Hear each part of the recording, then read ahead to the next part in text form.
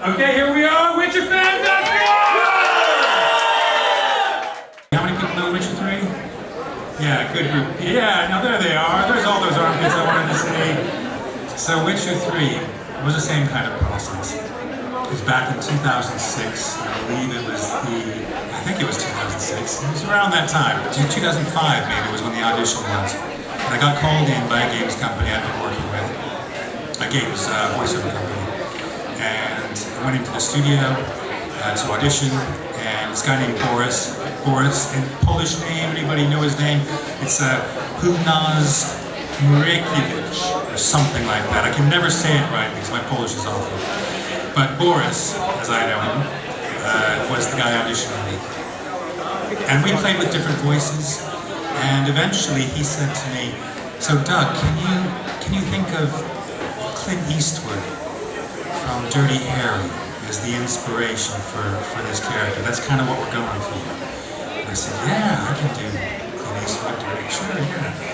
But like this, something kind of flat and monotone, a little bit like that."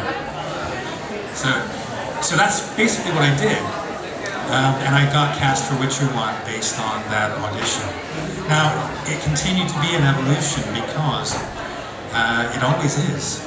Now, if you know the game, if you followed it from the beginning, then you'll know exactly what I'm talking about. But you can certainly hear what I'm going to describe in Witcher 3 and the DLCs. Witcher 1, when I arrived for the first day of recording, and it was a marathon, 1 week of recording, 10-hour days. This is before they started to go, actually we can't push voice actors that hard, their voices don't last. I may have been a poster boy for that campaign actually. Because that first week of The Witcher was really hard because Geralt's voice, when I first started doing it, was a real push down into my lower registers. It was a voice I had to really work at, hard.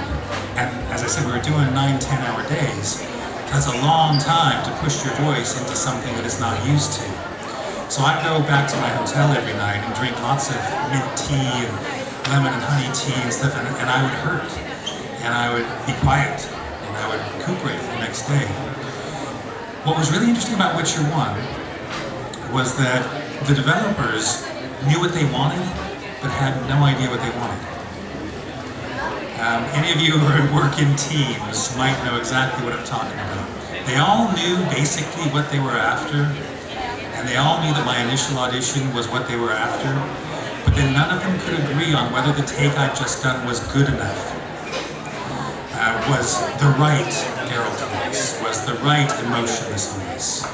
So it was a really interesting week where, and Boris wasn't there for this, it was a couple of the writers, a couple of the producers, and somebody else. I think there were 5 of them. So, yeah, we had an interesting week because we were discovering this character, Geralt, ourselves as a group for the first time. I knew what they were asking me to do. They knew what was in their heads, and we were trying to find where, and some of their heads were completely different, or different enough that one person would give me direction, and then another person would give me a different direction. So as the actor, I was going, well, which is it? So it was a really interesting, creative, sometimes frustrating process, and any creative process is like that. So Witcher 1 happened. And honestly, just like a lot of other games, not so much anymore because I often get invited to games now that do have, some kind of following or whatever. I do indie games as well, still. But Witcher at the time was just another indie game that nobody knew about the books. Andrew Sapkowski's books were not translated into English yet. I couldn't find any information about The Witcher except some random stuff on the web, and there wasn't much of it. This is back in 2006, remember? So, it was one of those situations where, literally, as the actor, you just walk away and hope that it comes back. I hope it does something. And it did. It developed a nice cult following. Those of you who follow CD Projekt and the development of The Witcher know about it.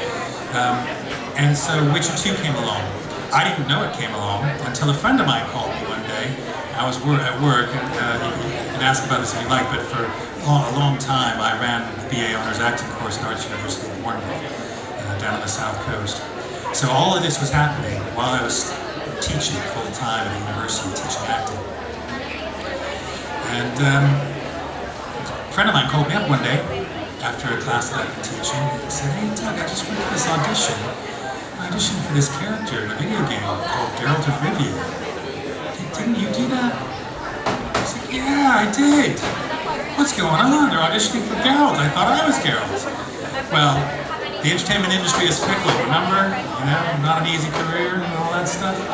So I was like, "Okay, thanks man, thanks for the heads up." You know, which is a really cool thing to do, by the way. You know, as an artist, if you can say to a fellow artist who is your competition, "Hey man, you really should be going up for this," that is awesome. And you know, I've returned the favor many times from other actors who I've been to an audition and I've gone, "Man, you know, we're perfect for this," because I know I'm not. I'm glad to be called in, but this guy would be great, so give him a ring. So I called up Boris, and I think I texted him first, and just said, "Hey, I hear from a friend that you're auditioning for Geralts. Great, I'd love to come back in and audition for him again if you'd like me to." So, you know, non-confrontational, non-combative, just a, "Hey, I hear that the project's moving forward to Witcher 2, I'd like to be involved." Yeah? So he got back to me and he said, "Oh, Doug, I'm so sorry, I was gonna get in touch and let you know what's going on and stuff, but it just, we're so busy, I never got around to it." So he said, let me talk to a few people and I'll get back to you." So it was a couple days, and he called me up and he said, "Doug, we'd like to have you back as Geralt." And I was like, "Well, of course you would." So that's what happened. Now I found out later that what happened, and I will say that when I went in for the first day of recording on Witcher 2, I was shaking in my shoes because I had no way of knowing at this point if I had done something wrong, if my performance wasn't good enough, if the reception to my performance wasn't good enough from the players. I had no idea why I wasn't brought back initially. When I got back into the studio and I was talking with the director, Kate Saxon, she told me what happened. She basically said that CD Projekt, when they went to size, Witcher 1 was recorded with a different voice production company, and CD Projekt, because they were really trying to up their game for Witcher 2, they wanted to basically start from scratch. They wanted to throw everything out from Witcher 1, except the storyline and the characters and the world that we knew from Sapkowski's novels, and they wanted to start fresh and do better. So that included the voice actors. So they just scrapped everybody. I think there was only one other voice actor, possibly two, who carried through in the series, aside from myself. So Kate explained to me that after I contacted Boris, he went to her and basically said, "So Kate, have you? I know we said we weren't bringing back any of the actors, but have you listened to Doug Cockle's performance in Witcher 1?" She said, "Yeah, I have. Yeah, he's very good." And he said, "Well, you know, what do you think?" She said, "Well, let's listen to his work again. Let's have a listen." So they did, and Kate said, "We've not heard anybody better than that. He's good. So let's get him back." And that's basically how it happened. So there is a lesson in that for those in the audience. Perseverance can work. I could have rolled over when my friend said I went and auditioned for Geralt. It wasn't a big game at the time. I was just aware that Witcher 2 was going to happen at some point. I didn't even know how well Witcher 1 had done. But I persevered. I got in contact. I didn't accuse. I just said, "Hey, I'm still here. Still like to work with you." So if you ever find yourself in a similar situation in life, don't be afraid to say, "Hey, I'm still here. I'm still interested. I'm still capable. I can still do it, whatever it is." Yeah. So from then on, it was just the development. Now, people often ask about the development of the character for the 3 games. And if you've played all 3 games, then you'll feel a very distinct change in the character of Geralt and in the nature of the games. In Witcher 1, it was very much, he was flat. He was relatively emotionless. His relationships were strained. I mean, he came straight out of The Last Wish in many ways. book, the last issue. And when I was recording Witcher 1, I was very aware that he couldn't be emotionless. It's impossible, because there is humanity in Geralt. It's inherent in the books and also just in his character. So I always fought against that. And I consciously, and sometimes unconsciously, tried to put emotion into Geralt where I could, where the writing allowed, and where the developers either missed it, or allowed it, or didn't care anymore because they needed to move on, whatever it was. But if you have played all three games, you'll have noticed that Witcher 2 has a very different flavor. And Geralt's emotional life, and all of the characters' emotional lives, suddenly have much more at stake. There's much more going on. And in Witcher 3, the stakes are even higher. And now it's about family. And it's about, an adoptive daughter, and her adoptive father and mother and friends looking for her. And there's some really emotional moments in Witcher 3. And with other characters. I mean, the Bloody Baron, anyone? Yeah? What a quest is that? I mean, we're talking about a family in a real mess. I mean, that's like, tabloid daytime TV kind of mess. It's bad stuff. So, anyways, the journey of Geralt from Witcher 1 to Witcher 3, I found really fascinating. And I think anybody else who's played that journey has probably found the same thing. So, here we are. Geralt can now be found in SoulCalibur 6 and Monster Hunter World. And who knows where else he's going to show up. I honestly don't know. I'm kind of hoping he'll show up in something else, obviously, because I love the character. I mean, I have a very personal connection to the character. And over the years, doing the voice, as you heard earlier, and I'll do it again for you now, it doesn't hurt anymore to do Geralt's voice. It's very much a natural voice for me. And in fact, sometimes you'll find me walking around the house, talking to myself, saying things like, "Damn, I gotta do those dishes."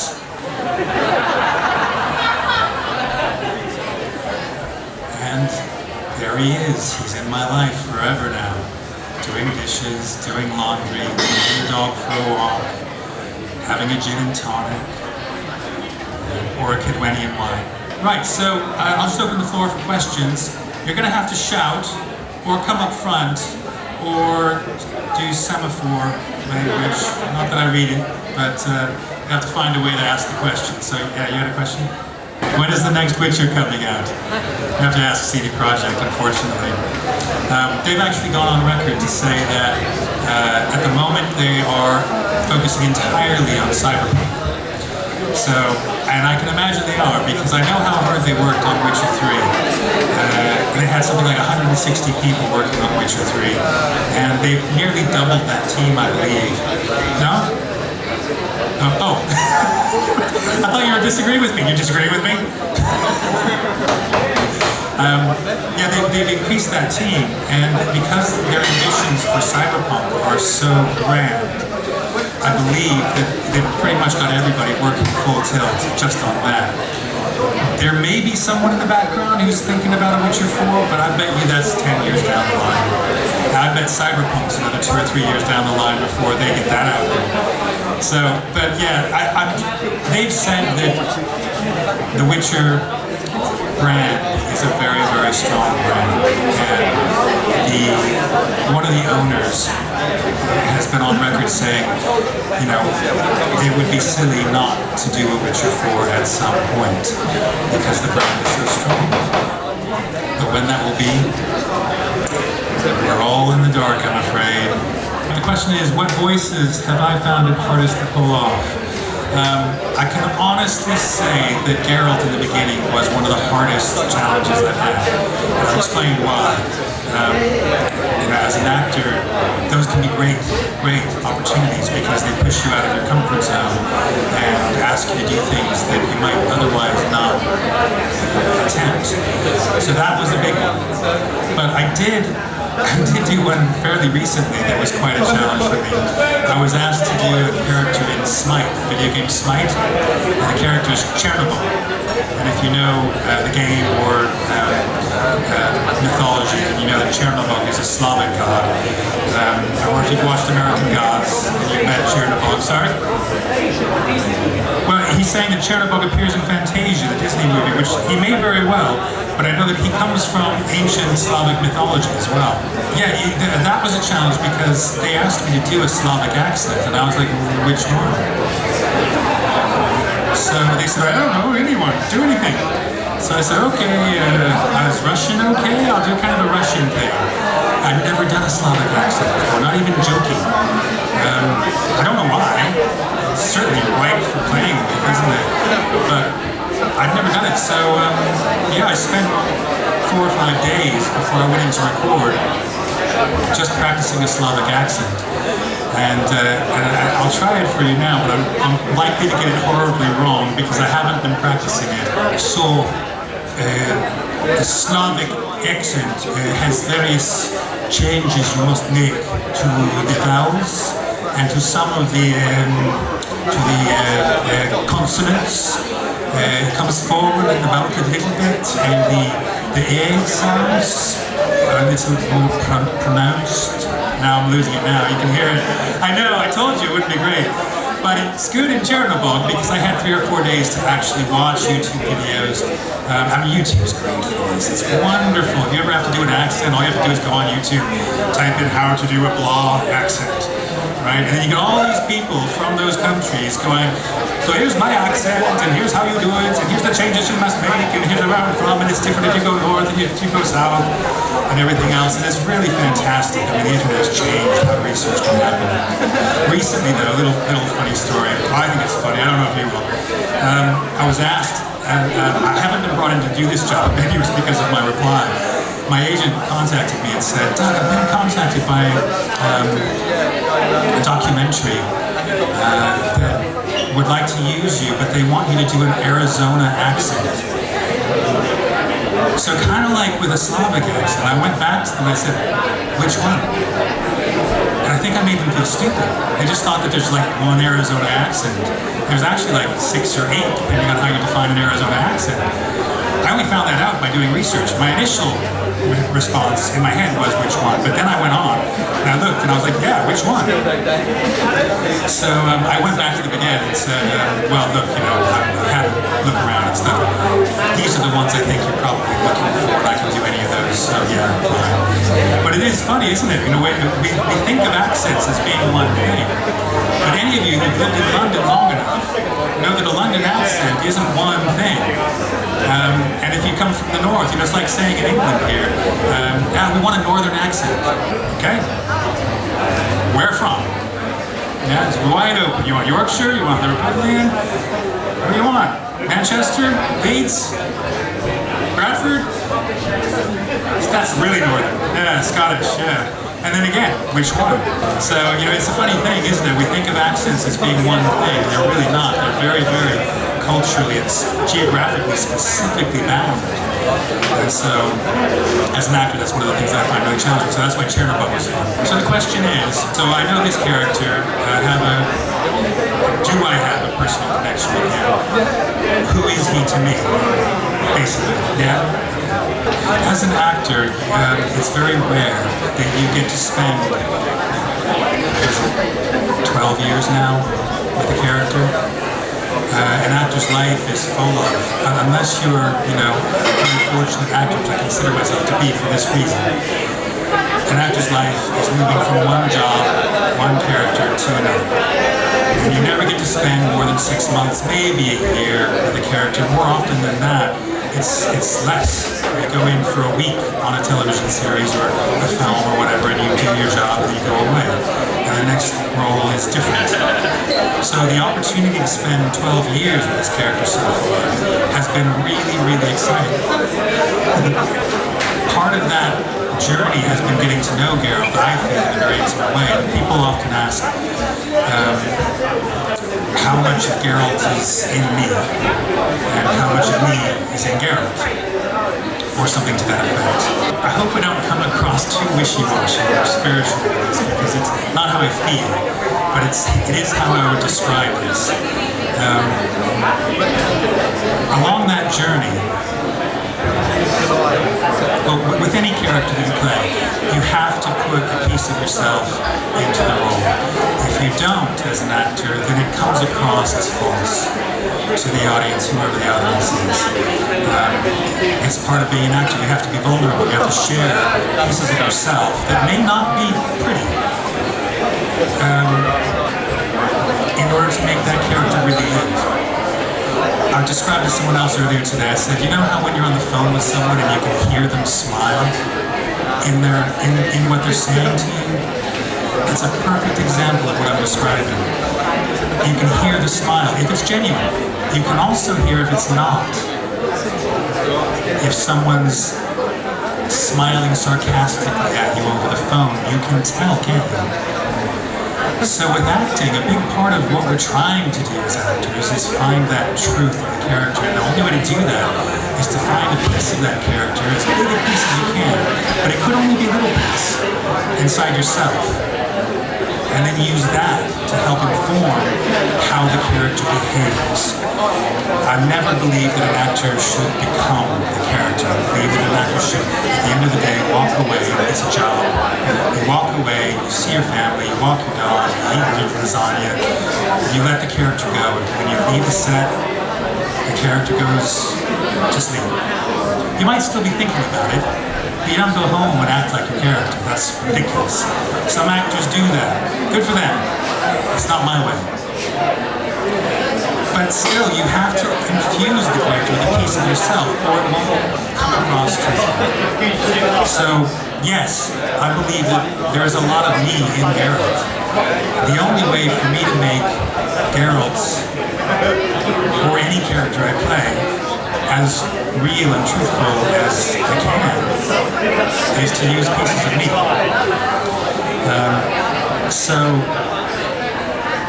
You know, to use my experiences, the way I feel about things, and of course, Geralt may not feel the way I feel about something, so I have to then, as the actor, find the piece of me that could feel that way. If I were this character in this situation, how might I behave? Is a good way to describe it. Now, I can also flip that around and say that every character an actor plays leaves a little bit behind in the actor, if they're doing their job. If they're infusing a piece of them into the character, then the character does the same, backwards. You learn a little something about yourself. You learn a little bit something about a secret dark corner of your own mind or soul or emotional life that you hadn't thought about or hadn't experienced.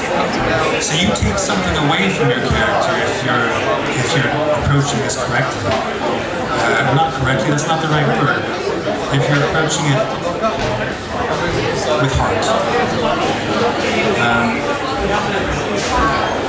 So that's kind of my answer to that question, is that yes, there is a big part of me in Geralt, and I like to think that nobody else can play him. But of course Henry Cavill is. But he'll make it his own. And this is the thing, this is just what I've just been describing. People have asked me, when the news came out, my Twitter went crazy. I had all these DMs from people, Facebook messages, emails, all kinds of stuff. The whole morning was insane. I ended up on the BBC being interviewed about it. And my answer was, and still is, well look, you know, I was never going to be Geralt in the Netflix series. I knew that. And it was a pipe dream for anybody else to think that was ever going to happen. I mean, look at me.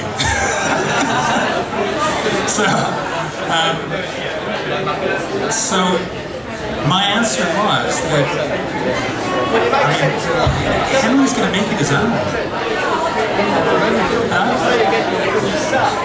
Well, I think this goes back to what I was saying about, you know, characters and acting, is that you know, they'll have cast him for a reason behind closed doors that we weren't there for. So I have faith that with a whole team behind him, he'll find his own truth of that character. And remember also that the writers are focusing on information from the books rather than the games. So there is a different kind of approach to what they're doing. So Netflix series, we'll have to see what happens. I have faith that something good will come of it. So I hope you will too, because they all need your support. They want to have a good audience, and they want to you know, they want to share what their hard work has led up to. So let's see what they can do.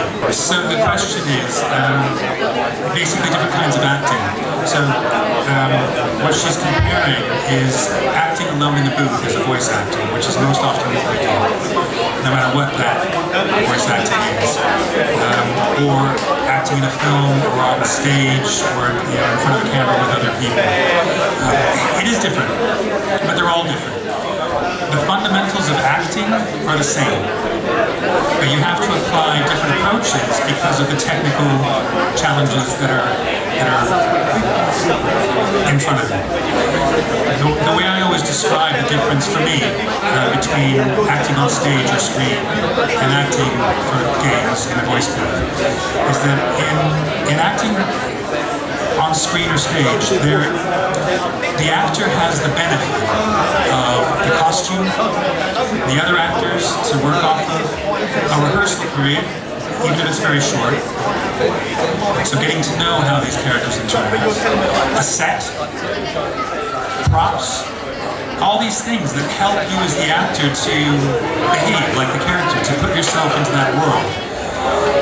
What's different, obviously, about voice acting is none of those things are present. Sometimes you have the other actor in the scene that they've recorded before you. You have their playback in your head, so you can kind of respond to it. But if you're playing a main character like Geralt, you're often the first person recording. So the person you're performing with is the director on the other side of the glass who's not an actor. And they're just reading the lines so that you can actually respond to the lines. But they're not giving it anything. Well, sometimes they are, but often they're not. So the difference for me is that acting for games requires you to engage your imagination in a very different way. Similar, but different, because you have to create in your mind, in your mind's eye, the entire environment that the character is in, the situation that they're in, the other actor, the other character in front of you in your mind's eye. And you have to interact with all of this invisible, imaginary material, which might sound easy, and it is for some, I suppose, but it's also very challenging. It can be very mentally taxing. So at the end of a 4-hour session, although I'm kind of energized because I've been working and I love my work, I'm often quite tired as well, because I've been engaging my brain in a different way that I don't engage it in everyday life. That's not to say that you don't engage your imagination when you're on stage or in front of a camera, but it's a different kind of engagement because you have these other tools that are available to you as an actor that you can respond to, or that can help inform what you're doing. So that's the difference for me. It's the way that you engage your imagination in the act of acting. So the question is, what are my favorite roles that I've played? And also, are there any roles that I've played aside from Geralt that I would like to come back to? I'm going to open this out actually, so it's not just video games. There is a character that I'd love to go back to. I don't know if they're going to do another game for it though, but he's very fun. He's similar to Geralt, but different. And if any of you know Victor Vran, the video game, if you don't know it, it's worth playing. If you like Diablo kind of games, it's a really good Diablo type game. But it's in a kind of steampunk world, and you play a part demon hunter. And I played Victor Vran. He would be really fun to come back to. But favorite roles, I mean Geralt obviously is right up there at the top. But one of my favorite roles that I've ever played, and there are several, but this is the one that I really walked away from, having had a learning experience from. I played a character in a play called Burn This by Lanford Wilson. And it was at the Duke's Theatre in Lancaster up north. And it's an American play, 4 characters, and it's about a dancer and her brother's boyfriend. Her boyfriend, no, not her brother's boyfriend. A dancer whose boyfriend dies, and the boyfriend's brother crashes her life and interacts with her would-be suitor and her gay roommate Larry. And I played the gay roommate Larry. And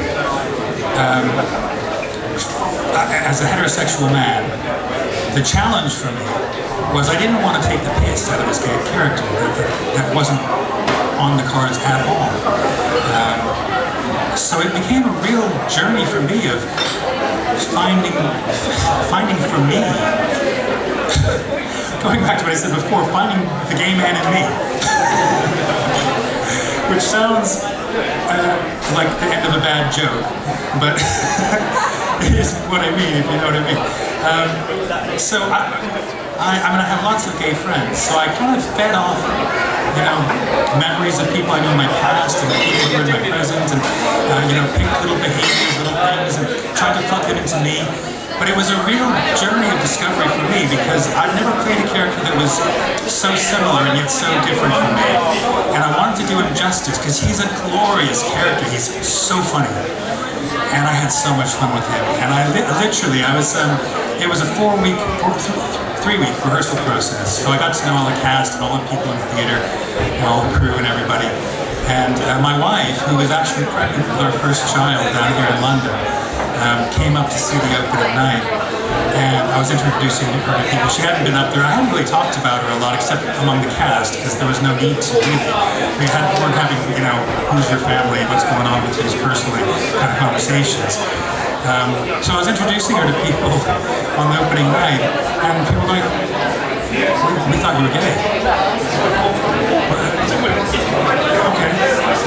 So, and some of these lovely people were gay men and women, and bisexual men and women. So I felt really, really proud that, not that I fooled them, because that wasn't my intention at all, but that I had managed to create a character that was real enough that people believed in it, believed in him on that stage.